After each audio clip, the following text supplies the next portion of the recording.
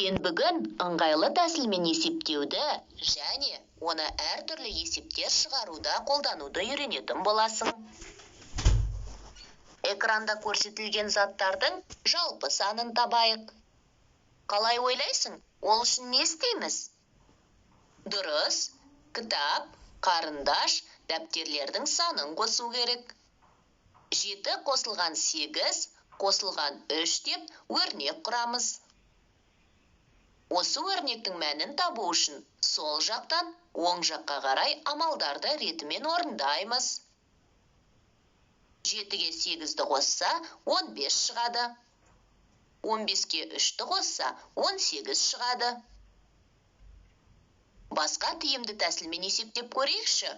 Ол үшін қосудың терімділік қасиетін қолданамыз.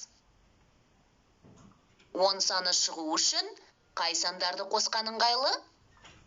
Дұрыс, 7-ге 3-ті қосқанда 10 болады. 10-ға 8-ті қоссақ 18 шығады. Ал енді 23 пен 18 сандарының айырмасын тауып көрейік. Сен 23-тен 18-ді қалай азайту керек екенін білесің. Бұны қалай тиімді тәсілмен шығаруға болады? Қара. Бірінші, 18 санына толық 10-дық шыққанша қосу керек. 20 шығу үшін неше қосу керек? Дұрыс, 2-ні. Екінші, 23-тен азайтамыз 20-ны. Тең 3. Үшінші, егерде 18 санын 2-ге арттыратын болсақ, онда нәтижені де 2-ге арттырамыз. 3 қосылған 2 тең болады 5. Олай болса, 23 азайтылған 18 тең болады 5.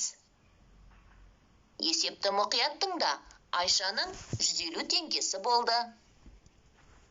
Атасы оған тағы 150 теңге берді. Айшаның енді неше теңгесі бар?